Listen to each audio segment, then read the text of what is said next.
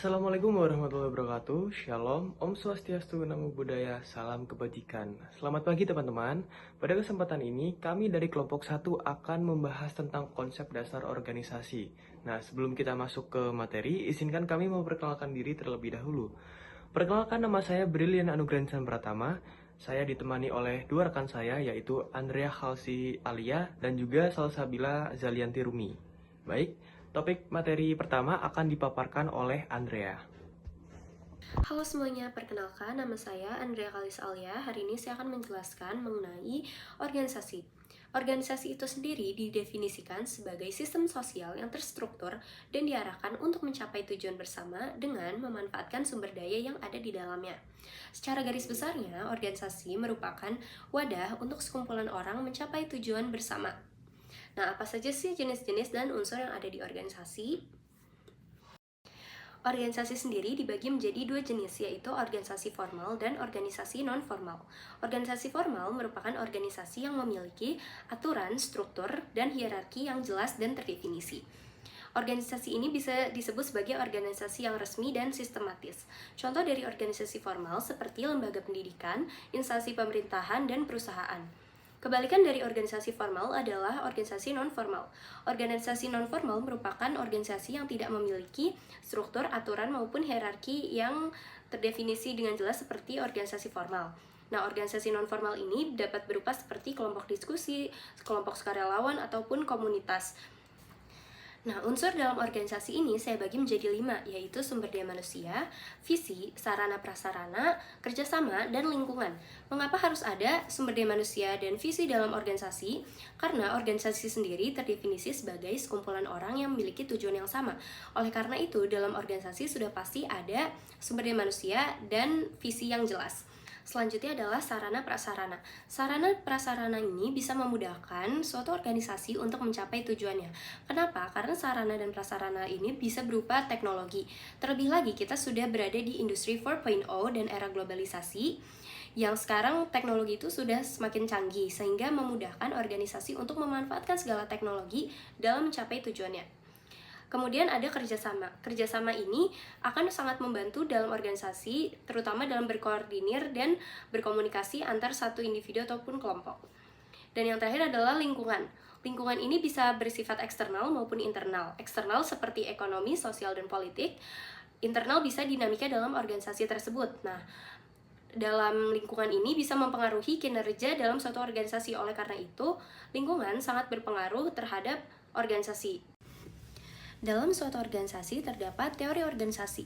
Nah, teori organisasi sendiri memiliki fungsi untuk menjelaskan kegiatan serta dinamika kerjasama pada sebuah organisasi dan memberikan tuntunan dalam mengelola, mengorganisasi, serta proses pengambilan keputusan guna mencapai tujuan tersebut. Dalam organisasi terdapat prinsip organisasi.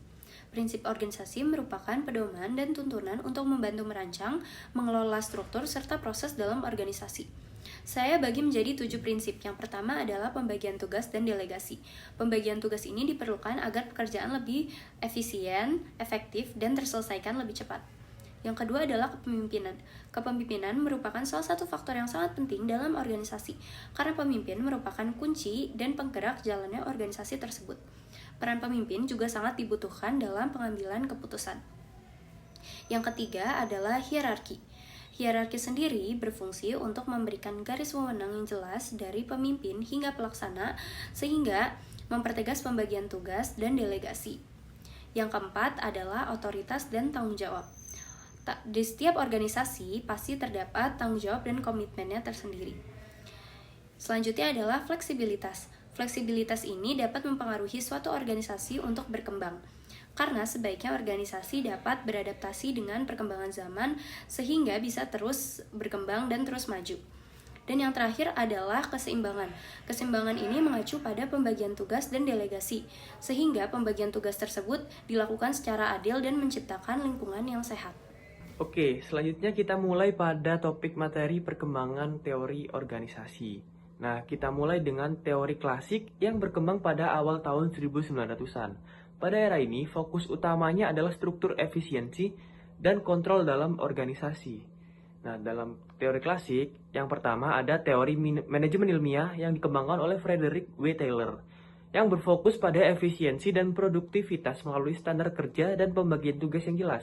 Teori ini menekankan pentingnya pengawasan dan pengendalian ketat terhadap pekerja untuk mencapai hasil yang optimal. Nah, selanjutnya ada teori administrasi yang dikembangkan oleh Henry Fayol. Teori ini memperkenalkan fungsi-fungsi manajemen berupa perencanaan, perorganisasian, pengawasan, dan pengendalian, serta prinsip-prinsip manajemen seperti kesatuan perintah, skala hierarki, dan sentralisasi. Nah, lalu ada teori birokrasi yang dikembangkan oleh Max Weber.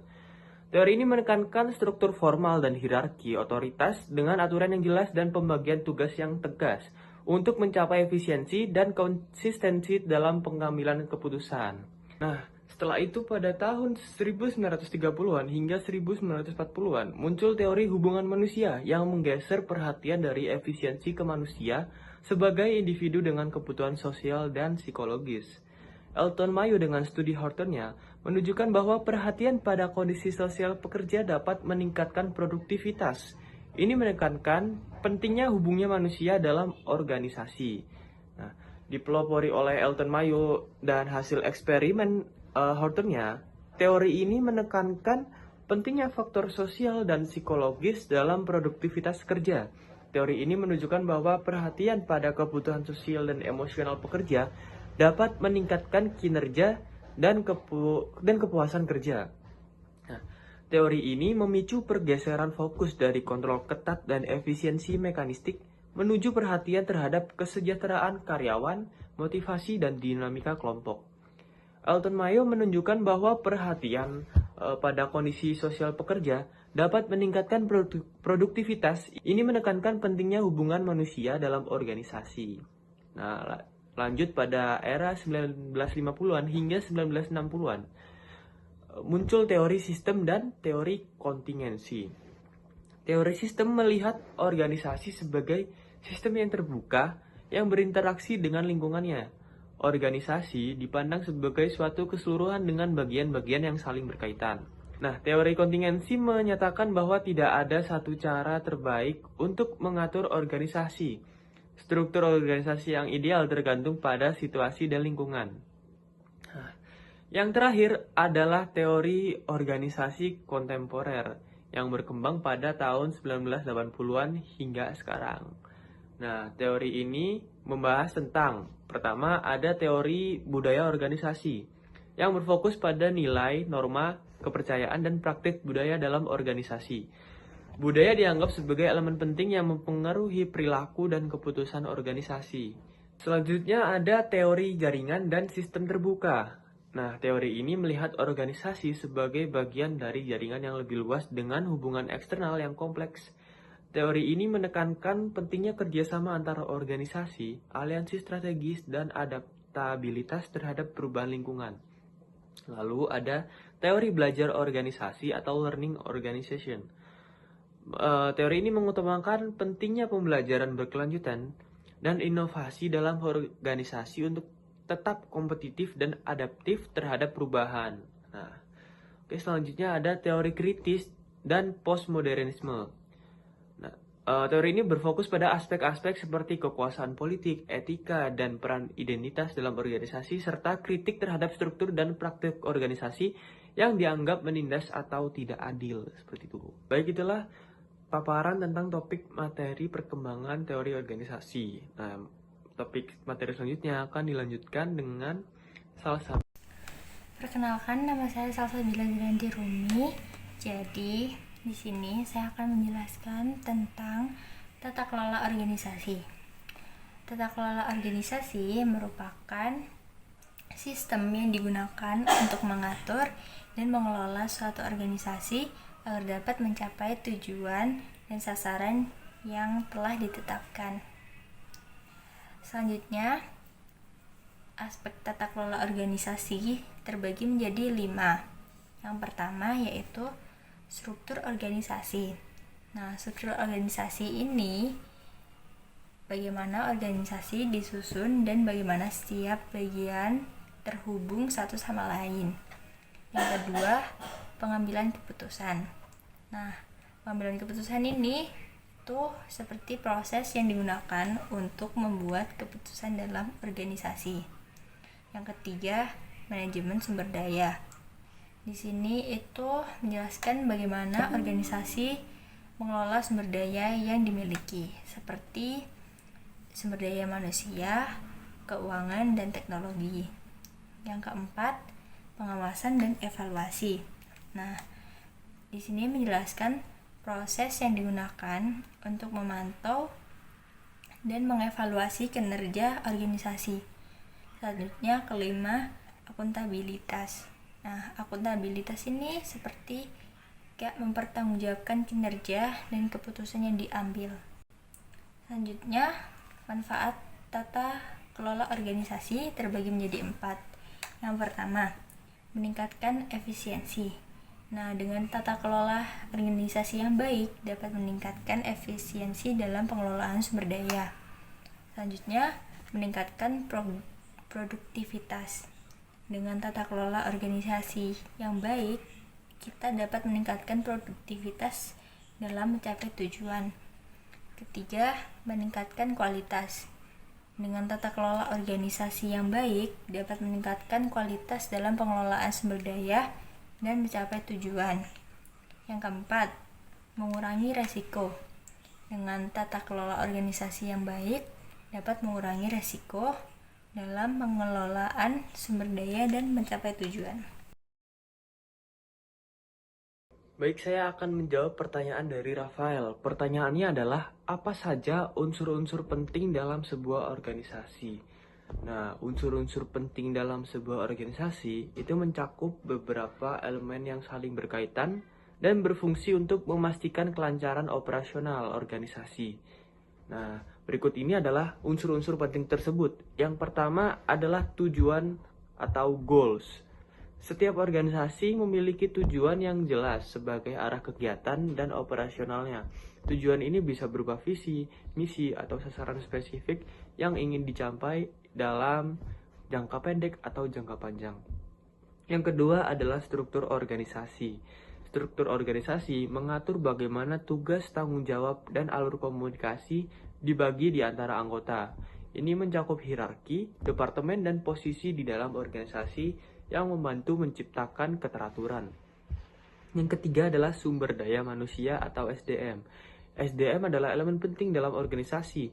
Karyawan atau anggota organisasi menjalankan berbagai fungsi untuk mencapai tujuan organisasi. Pengelolaan SDM yang baik mencakup perekrutan, pelatihan, dan pengembangan individu. Yang keempat adalah kepemimpinan atau leadership. Kepemimpinan yang efektif diperlukan untuk mengarahkan dan mengelola organisasi. Pemimpinan yang baik mampu memotivasi, membuat keputusan strategis, dan memastikan tim bekerja dengan harmonis untuk mencapai tujuan. Yang kelima adalah sumber daya atau resources. Setiap organisasi itu pasti membutuhkan berbagai sumber daya, baik itu finansial, fisik, berupa peralatan teknologi, maupun waktu. Nah, pengelolaan sumber daya yang efisien sangat penting untuk keberhasilan organisasi. Yang keenam adalah proses atau sistem kerja. Sistem kerja yang baik mencakup prosedur dan metode yang diatur untuk mencapai tujuan organisasi. Ini mencakup alur kerja, pengambilan keputusan, dan koordinasi antar departemen. Selanjutnya adalah yang ketujuh, itu adalah budaya organisasi. Nah, budaya organisasi itu adalah nilai-nilai norma dan keyakinan yang dianut oleh anggota organisasi. Ini mempengaruhi cara mereka berinteraksi, membuat keputusan, dan menyelesaikan konflik. Budaya yang positif dapat meningkatkan produktivitas dan kepuasan kerja. Yang delapan adalah komunikasi. Komunikasi yang efektif antara anggota organisasi penting untuk memastikan semua pihak memahami tujuan, kebijakan, dan prosedur. Ini juga mendukung kerjasama koordinasi serta penyelesaian masalah secara cepat. Yang kesembilan adalah lingkungan eksternal. Organisasi tidak bisa berdiri sendiri, melainkan dipengaruhi oleh lingkungan eksternal seperti kondisi ekonomi, teknologi, regulasi pemerintah, dan kompetitor. Mengidentifikasi dan menyesuaikan diri dengan faktor-faktor eksternal ini penting bagi keberhasilan organisasi. Yang ke-10 adalah pengendalian dan evaluasi atau control and evaluation. Nah, pengendalian dan evaluasi membantu memantau kemajuan organisasi terhadap tujuan yang telah ditetapkan. Ini mencakup pengukuran kinerja, identifikasi masalah, dan implementasi tindakan korektif bila diperlukan. Nah, unsur-unsur ini bekerja bersama-sama untuk mendukung operasional yang efektif dan efisien dalam mencapai tujuan organisasi seperti itu. Untuk sesi tanya jawab, pertanyaannya, karakteristik pemimpin seperti apa yang efektif dalam organisasi? Seorang pemimpin harus memiliki visi jangka panjang untuk organisasi. Pemimpin yang efektif bertindak dengan integritas dan kejujuran. Mereka mengikuti standar etika yang tinggi dan menjadi contoh bagi anggota tim. Kepemimpinan yang baik melibatkan kemampuan untuk berkomunikasi dengan jelas dan efektif. Selain itu, pemimpin dapat memotivasi anggota tim dengan memberikan dorongan, penghargaan, dan pengakuan. Pemimpin yang efektif tidak hanya memimpin, tetapi juga membantu anggota tim untuk tumbuh dan berkembang. Mereka mengidentifikasi potensi dan memberikan kesempatan untuk pertumbuhan. Pemimpin juga harus mampu mengambil keputusan dengan cepat dan bijaksana. Mereka mempertimbangkan fakta, risiko, dan dampak potensial dari setiap keputusan. Baik, di sini saya akan menjawab pertanyaan dari Nadira yang bagaimana cara organisasi menetapkan dan mencapai tujuannya. Nah, cara menetapkan dan mencapai tujuan organisasi itu ada beberapa langkah. Yang pertama yaitu menetapkan tujuan organisasi, seperti membuat visi misi organisasi tersebut. Selanjutnya saya akan menjawab pertanyaan dari Naifa. Nah, pertanyaannya adalah apa hubungan antara komunikasi dan koordinasi dalam mencapai tujuan organisasi? Nah, komunikasi dan koordinasi itu saling melengkapi untuk memastikan organisasi berjalan dengan baik. Komunikasi yang efektif adalah dasar bagi koordinasi yang sukses, sementara koordinasi mengarahkan komunikasi ke tujuan yang tepat. Keduanya sangat penting untuk mencapai sinergi, menghindari kesalahpahaman, dan mencapai tujuan organisasi dengan efisien. Nah, kira-kira bisa dicontohkan seperti ini.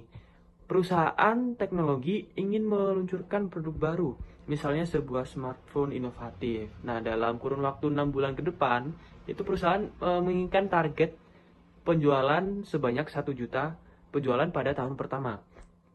Nah, tujuan ini melibatkan banyak departemen dan sumber daya dalam perusahaan dong. Nah, bagaimana proses komunikasinya? Yang pertama, melakukan komunikasi antar departemen. Nah, untuk meluncurkan produk tersebut, setiap departemen seperti riset dan pengembangan atau R&D, pemasaran, penjualan, produksi, dan layanan pelanggan perlu berkomunikasi secara rutin. Nah, R&D memberikan informasi kepada produksi mengenai spesifikasi teknis dan desain. Pemasaran mengkomunikasikan tren pasar dan kebutuhan pelanggan kepada tim R&D untuk memastikan produk itu sesuai permintaan. Lalu Departemen Keuangan mengkomunikasikan anggaran yang tersedia kepada setiap departemen yang terkait. Nah, lalu setelah itu dilakukan pertemuan rutin. Nah, diadakan pertemuan mingguan antara manajer dari berbagai departemen. Itu tujuannya untuk menyampaikan perkembangan, tantangan, dan rencana mereka. Dalam setiap pertemuan, informasi itu dibagikan tentang status proyek, kemajuan yang telah dicapai, serta keputusan strategis yang perlu diambil. Nah, bagaimana sih proses koordinasinya? Koordinasi antar departemen itu dilakukan setelah informasi dikomunikasikan. Nah, koordinasi diperlukan untuk memastikan bahwa setiap tugas dikerjakan sesuai dengan rencana. Misalnya, Departemen Produksi perlu berkoordinasi dengan R&D untuk memastikan bahwa spesifikasi yang diberikan telah diikuti selama proses manufaktur atau proses pembuatan. Nah, tim pemasaran perlu menyiapkan strategi promosi berdasarkan fitur-fitur produk yang dikembangkan oleh R&D, sehingga mereka perlu berkoordinasi dengan baik. Nah, tim penjualan harus bekerja sama dengan pemasaran untuk memastikan kampanye penjualan berjalan sejalan dengan waktu peluncuran produk. Nah, koordinasi waktu peluncuran itu semua tim harus berkoordinasi untuk memastikan bahwa produksi selesai tepat waktu. Kampanye pemasaran siap sebelum peluncuran, dan tim penjualan siap mengeksekusi strategi distribusi. Nah, komunikasi yang intensif diperlukan untuk menyelaraskan jadwal dari berbagai departemen agar produk dapat diluncurkan sesuai dengan target waktu. Dalam contoh ini, komunikasi yang rutin dan jelas antara berbagai departemen memungkinkan setiap tim untuk mengetahui apa yang harus mereka lakukan dan memahami perkembangan proyek. Sementara itu, koordinasi yang baik memastikan bahwa semua pekerjaan dan sumber daya dari berbagai departemen dikelola dengan harmonis untuk mencapai tujuan akhir, yaitu peluncuran produk baru dengan sukses. Tanpa komunikasi yang baik, akan ada kesenjangan informasi yang dapat mengganggu koordinasi antar tim. Sebaliknya, tanpa koordinasi yang tepat, meskipun informasi telah disampaikan, eksekusi akan menjadi tidak sinkron dan tujuan organisasi akan sulit tercapai. Nah, seperti itu kira-kira.